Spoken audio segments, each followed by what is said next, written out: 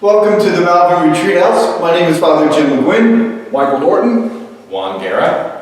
And we're having our little coffee clutch here, and we just want to talk about some things that are going on in our world, in our country, and in our church, and then also here at the Malvern Retreat House. So thanks a lot for joining us. We know that people are under a lot of stress after being locked down basically for 9 weeks. And last week we talked about the springtime coming, and people are excited about just getting outside, moving beyond the shelter-in-place mandate. And we're all excited about the good things that are going to be coming. Unfortunately, there's still some bad news that we kind of have to acknowledge, and one of them is the death of George Floyd in Minneapolis. Tragic, absolutely tragic. Yeah. Mm-hmm. Yeah. Yeah, it's just real sad.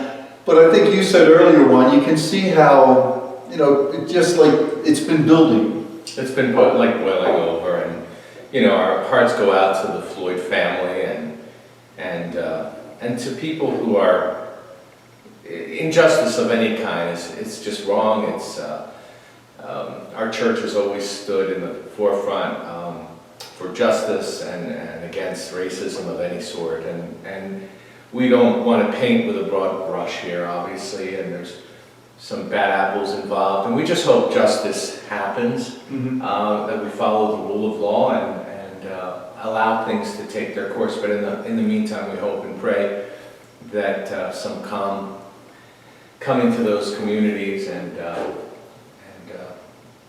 that no more lives be lost senselessly and property, and it just seems like hate builds upon hate unless we really work at it. So. Yeah, hate builds upon hate. And, it's what Jesus said, if you live by the sword, you're going to die by the sword, and more violence is not the answer.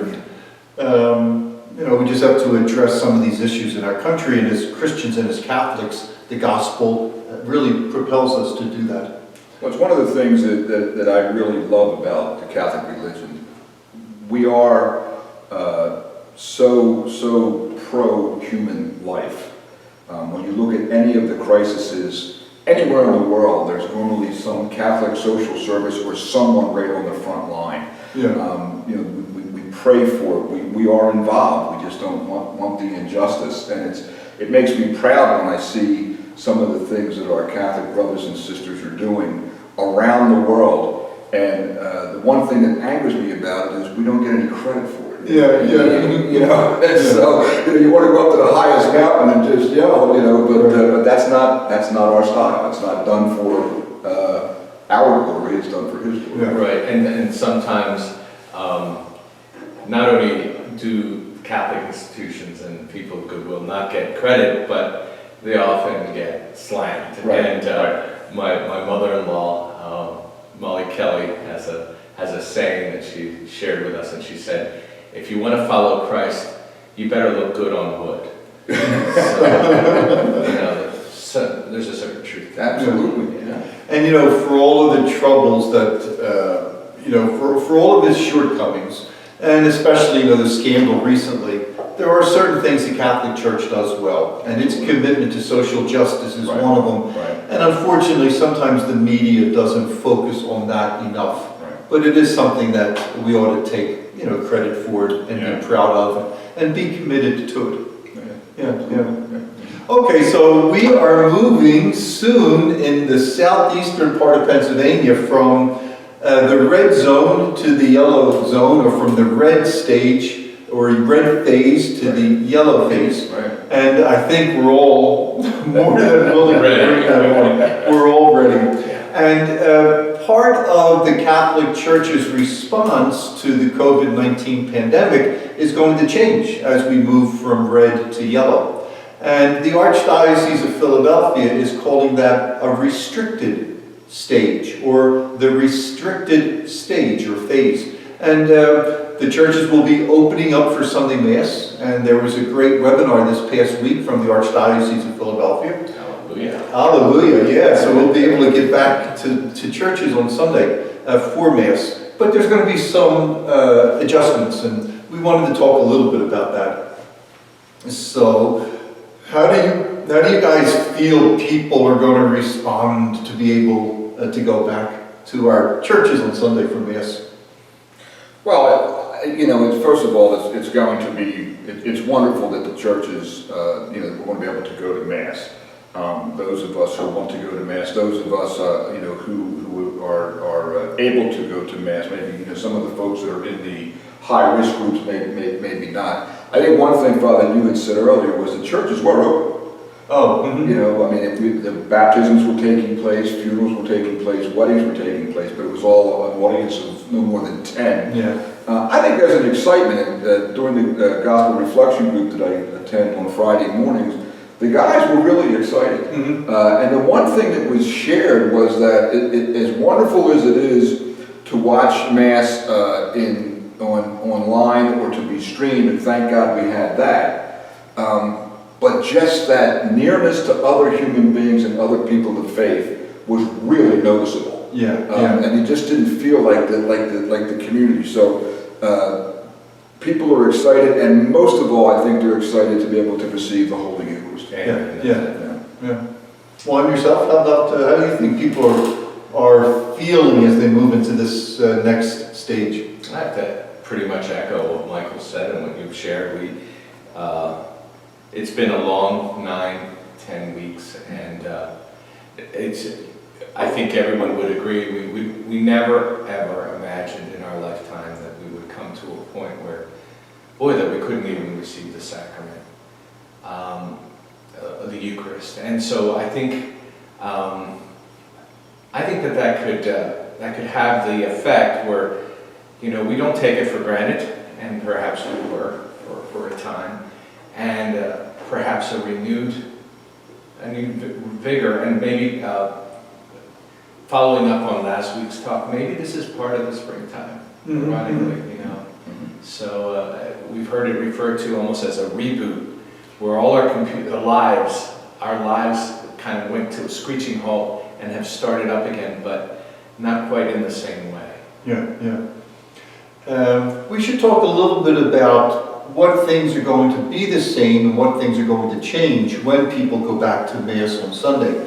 And all of this information is on the Archdiocesan website. A lot of parishes are including it onto their websites. And these are kind of broad principles that the Archdiocese is following based on what's coming out of the CDC. So the three kind of driving principles that the Archdiocese is recommending are sanitize, social distancing, and occupancy. So the sanitizing, it's like looking over there, all the soap, right? The hand pumps. Yeah. And it's when people arrive on a campus for church, they have to put a face mask on. There's things like not bringing up the gifts, which is what we're kind of used to. There's no sign of peace. What else? No holding hands for the Our Father. No missalettes. No missalettes. That's right. Yeah, that's a big one. Very limited singing. Oh yeah, the limited singing. You want to talk about that a little bit? Well, from my understanding, some of the songs done from the altar will be done.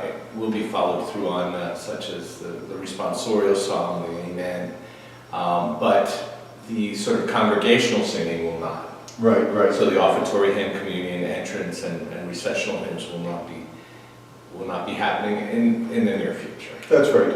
One of the things that was being, I would say, bantered about, and it was interesting, was how to distribute communion. Oh yeah. And there was some thought about distributing communion after Mass. And I was just reading something, and we were talking about it, that really doesn't work. And on the one hand, I look at it from a logical standpoint and think, well, it's certainly Father, you can probably explain it certainly better than I can, but it just doesn't work having communion after Mass. Yeah. Father Dennis Gill and Megan Coakley they did a wonderful job with this seminar. And it was really great. Like, the Archdiocese is trying to take a middle-of-the-road approach. And there are some dioceses that have gone to the extreme in either direction. One is like, just come back and everything's going to be the same the way it used to be. Right. And then other ones, there's so many changes and so many safety issues that it's really disruptive to the Mass. Mm-hmm. And it kind of does violence to the Mass. So we're trying to use our common sense. Some of this has to be tailored to the individual parish by the pastor. Mm-hmm. But a lot of it's just common sense, and it's really like we want people to come back to Mass to something that they're familiar with. Right. That there's new concerns, but nothing is so different that it doesn't feel right. And like receiving communion at the end of Mass and then leaving wouldn't feel right. Yeah. Yeah. Father, how do you think the church will respond with regards to distancing and that kind of thing? Oh yeah. Well, the sanitizing is super important. The social distancing is an issue. And everybody's supposed to be, if people are in the same family, of course, they can be close to one another. But people who are not in the same family should be 6 feet away from each other. Not just not right to left. Right. It's front and back as well. It's a full circle. It's the full circle. Yeah. Yeah, we just don't think that way. So the social distancing is important. Would that be every other pew then, do you think? It could be every pew, it could be every other pew. It could be every third pew. So it kind of depends on the parish. Well, on the lighter side of things, it's going to be interesting to see people say, well, that's my seat. Oh, Maybe I can't sit. My seat is closed. This is the new normal, Mike. This is the new normal. People are not going to come in and say, I sit there all the time. Exactly. And then when they come up to receive communion, if you're not in the same family, 6 feet apart, things are going to be in single file. Also, one direction. So people will come up, let's say the center aisle, receive communion. They'll take their mask off, give themselves communion, put the mask back on, and then go back a different aisle. Is it only the priest who's distributing communion, or are they going to use Eucharistic ministers? Right, they'll use the priests, the deacons, and the Eucharistic ministers. Okay. And again, I think this depends on each parish, but if it's possible to offer communion on the tongue, that would be preferred, if it's possible. But It'd be preferred to offer it on the tongue? no, if a person, what's preferred is communion in the hand. Right, Okay. If it's possible to offer communion on the tongue, that would be done in a separate station, Okay. a separate communion station. Right. But then, and this is where it gets a little cumbersome, the person giving communion on the tongue would have to sanitize after giving communion to each person. Yeah, that would be tough. Yeah. And Father, my understanding is that while Eucharistic ministers would be used at Mass, that they're still not permitted, though, however, to bring Holy Communion to people's homes or hospitals. That's right. So communion to the sick is still being suspended. Right. And I know that'll be a hardship for That some will of be, our members yeah. who are homebound.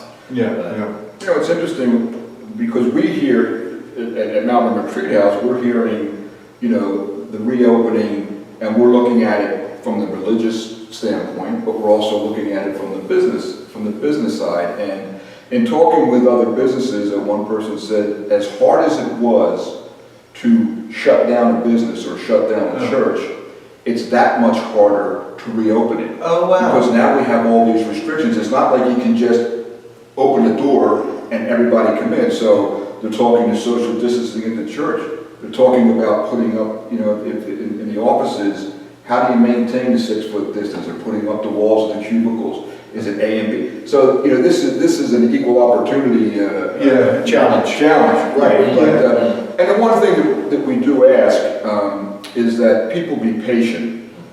I know we're eager to get back to what was normal. I don't know that we'll ever get there. But when you go to church, Mass is going to be longer than 45 minutes if this is what we have to do. It's time spent with the Lord, so just be patient. Yeah, yeah. Everybody's doing the best they can, trying to help everybody. And this is advice to me also. Right. Because I'm not patient. Be patient. Yeah. be thankful that, hey, I can get back to the Mass, I can receive the Lord. So just, getting that headset, Well, to that point, there's going to have to be teaching before all the Masses, which means the Masses are probably going to start a little late. Right. And then there's... Which for my family would probably be a good thing. It's a blessing, it's a good new normal. And then, the way we used to do things at Mass, it's just going to take longer, like communion line. Right, exactly. So we do have to be patient, take a deep breath, just be grateful that we're back there. Ron, it's funny you said for your family. My parents were such sticklers on being on time for Mass that some, I like to go to daily Mass, and I'm excited about having daily Mass again. Mm-hmm.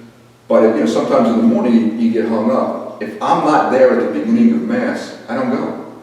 Because it's in my Father. Now, somebody said, well, as long as you get there before the Gospel, I'm like, well, you start putting stuff. I don't know what the rules are, but Bud Norton has his rules. You got to be there. Well, as a priest, I like your mom and dad. The punctuality is important. Right. Yeah, and by the way, it's also nice to stay for the final blessing too. Yeah, so people that come late and leave right after communion, so. Yeah, one of the priests at Father Kavanaugh, I think it was down in Eddystone, he was a real character in St. Rose Alignment, but he said, it's nice to stay, but understand that when you're not staying, you haven't completed the whole Mass. The Mass ends when we come off the altar and walk out, so you're not really participating in it. And that really stuck with me because, we all start thinking, oh, it's the hymn, let me see if I can get out of here. Yeah, sure. I mean, what is it, another 30 seconds? Yeah. So.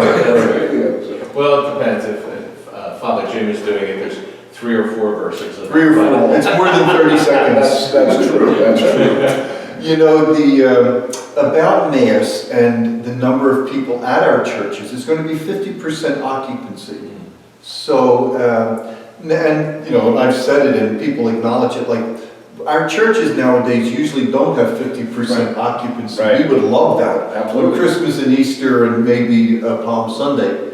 But that would be the limit. Everybody's going to be spread out throughout the church. So the occupancy. Also, sanitizing is going to be very important. After each Mass, the church has to be sanitized, especially high-touch areas. Right. Pews, doors, lavatories, Yeah. things like that. And some of that may be done in a parish by a hired company, but a lot of it's volunteers. And so we really need our volunteers to step up. That's right. I think we were talking last week about the Diocese of San Antonio was actually going to distribute tickets for the Mass so that you would get a ticket that would say you're going to the 9:30 Mass, and they would because they know how many people hit their occupancy limit. Yep. Mm-hmm. So you were assigned, which isn't necessarily a bad idea, but I can just see that the 7:30 Mass that I like to go to on Sunday mornings in St. Mary, there's a lot of people there. So I'm hoping we have 50% occupancy, but I'm hoping it's we have to get in. I also recall Megan and Father Gill mentioning that they're hoping that the 50 will go up to 75 fairly quickly. Oh, yeah. So that's good too. Yes. So. Yeah. So, we have a saying in Spanish, it's called ojalá, and it means, oh, if only it would, Right. So when we say 50 to 75, we say ojalá, which is, I hope that's the case, that the renewed enthusiasm to come to church will in fact happen, and we will be facing such problems as 75% or 50% occupancy. Right, and I think this is going to be a process. Right. Like some of these churches, the Catholic Leadership Institute has been in touch with parishes in other dioceses across the country. And some of these churches were really big, holding 1,000, 1,200 people. And when they opened up for Mass on Sunday, everybody expected, thousands and thousands of people would come back. Right. And they found that that wasn't the case. That people are still very concerned about their health. Yes. People are really concerned. Yeah. And so, some people came back, not the numbers that they were expecting, but it's probably going to be a gradual ramp up rather than just a big flood, which might actually be better for. I think it's going to be parishes. better, and I think it's certainly for those folks that are in the high-risk categories. Yeah. You know, myself, you know, with the age, and I think it's, you know, you have to be prudent, and I think that, you know, thankfully, you know, you can still catch things streaming. I was thinking the other day, imagine if all this shut down and we didn't have streaming. Oh, We didn't yeah. have the technology, how, Yes. you know, there was a gentleman it's in my gospel reflection group who was raised in Alabama. They had mass once a month.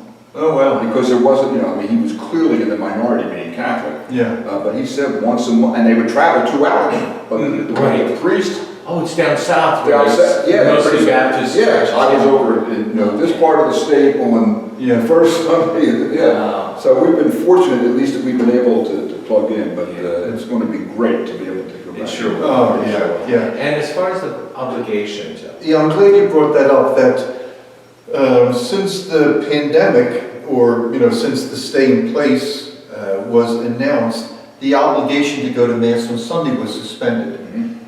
Even if churches are opening up on June 6th, the obligation to go to Mass is still suspended. Oh, wow. So, yeah, so people do not need to go to Mass yet to fulfill their Sunday obligation.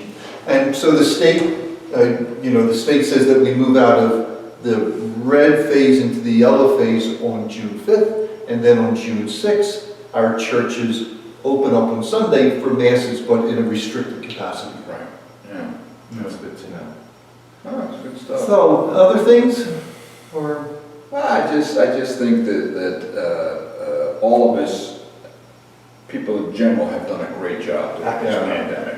Yeah. There's always, you know, there are the tragedies that have taken place, you know, with George Floyd and other things that are going on that really, you know, steal the headlines, and that should, you know, but there's a lot of good that's going on also. That's right. And we have to remember that, to see people coming together and the way that most people have really, you know, helped one another. I just want to give, you know, we have signs that are out in the front of our Malvern, just saluting the healthcare workers and the frontline people that really should be saluted. I mean, they are the heroes. I mean, you know, we always look up to, you know, athletes and movies.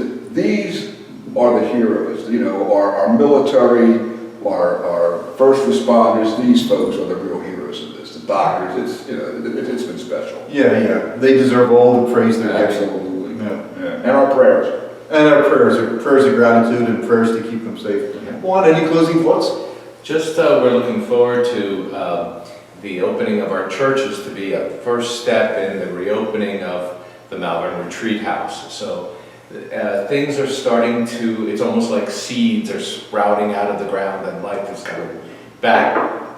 You're getting all poetic on me, brother. Yeah. And everything is flowering everywhere. So, you know, with that, you know, nature is a reflection of everything that's around us, and so I'm looking forward to our getting back into operation, and like the churches, we're going to have to do it in a step-by-step process, some of which we don't really know what we're going to do, some of which we do, and we have a task force, and we'll be talking about that in future talks, I'm sure. Yeah, I'm glad you brought that up. We do have a COVID-19 task force, and then we have work groups that report to the task force. And so if anybody is watching this who's going to be coming back in the future to Malvern on our retreats, our programs and events, just be patient with us too, because like you said, Mike, we're learning. We are learning, and I you know, just lastly, it's just, you know, this is a wonderful time, and you know, our churches and our religious facilities are opening up, and I would encourage folks, invite somebody to go with you. Oh yeah. Just let them know, because, you know, it's interesting how, Amen. you know, people who may have been away from the church, but always in the back of their mind thinking, oh, I'll get back there one day. Yeah. Well, now they couldn't. So invite somebody to go with you. Invite them into this new rebirth that we're having. Yeah, great. Okay, well listen, I kind of look forward to our little talk for Saturday morning for all of you who are watching it. Yeah. So thanks for joining us, and we'll see you next Saturday, but also go to our website and our YouTube channel anytime during the week for lots of different offerings. God bless everyone, and keep us in your prayers. Thanks.